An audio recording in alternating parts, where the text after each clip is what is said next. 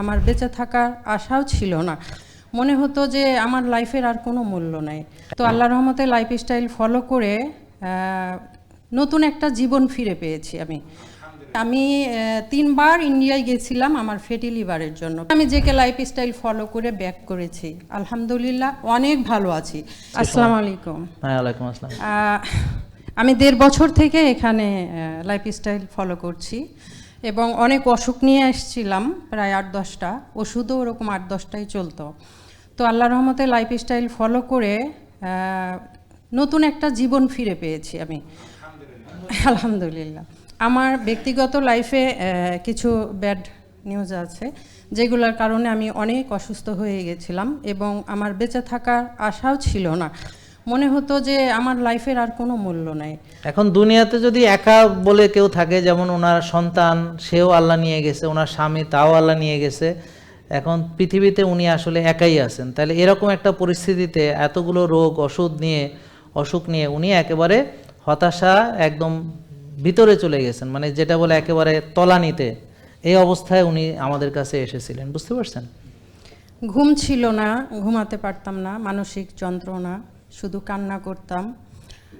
আসলে JK lifestyle যে আমাকে কিভাবে নতুনভাবে বাঁচার ইয়েটা দিয়েছে আমি বোঝাতে পারবো না। আমি এখন তাড়াতাড়ি ঘুমাতে পারি, আমি এখন ভোরে উঠে যাই। গত আগের শুক্রবারেও হাতিঝিলে 7.5 কিলো দৌড়িয়েছিলাম, আজকেও দৌড়িয়েছি। আমি আজকে এখানে আসার জন্য প্ল্যান করেছি যে ওখানে দৌড়াবো এবং সরাসরি এখানে চলে আসবো।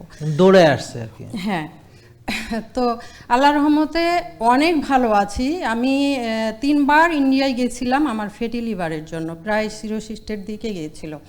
তো সেখান থেকে আমি জেকে লাইফস্টাইল ফলো করে ব্যাক করেছি, আলহামদুলিল্লাহ অনেক ভালো আছি।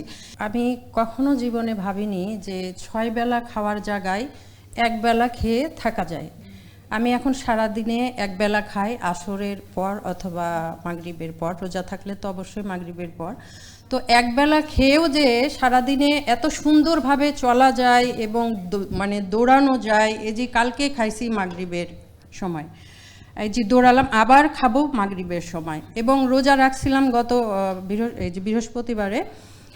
কখনোই ভাবিনি যে আমরা তো সারা জীবন সেহরিতে খেতে উঠতাম, সেহরি খেতাম, কিন্তু এটা কখনো ভাবিনি যে 2 গ্লাস পানি খেয়েও রোজা রাখা যায়।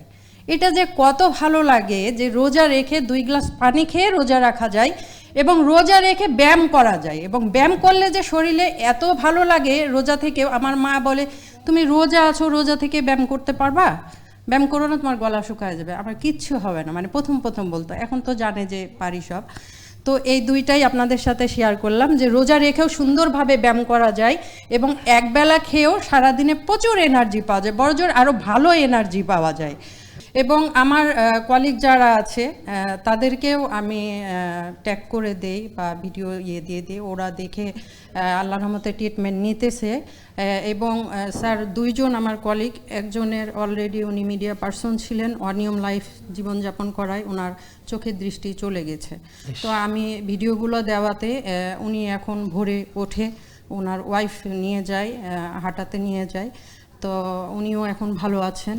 আর আমার আরেক কলিগও, উনিও অনিয়ম চলাতে দীর্ঘদিন আমাকে বলতো যে আপা আমার গ্যাস্ট্রিক, আমার বুক জ্বালাপোড়া করে। তো আমি বলছি যে আপনি কখন খাওয়া দাওয়া করেন? উনি বলছে আমি রাত 11টা-12টায় খাই। ঘুমান কখন? না তো 1টায়। মানে অনিয়মে চললে তো আপনার হবে না। আমি ওনাকে এই লাইফস্টাইলগুলো ভিডিও দিচ্ছি এবং উনি আমার বাসায় আসছে যে আমি আপনার কাছে আরও ভালো করে জানি যে মানে কিভাবে কি করব। তো উনিও এখন নিয়মগুলো মানছে, আসবে স্যার, আমি ওদেরকে বলেছি।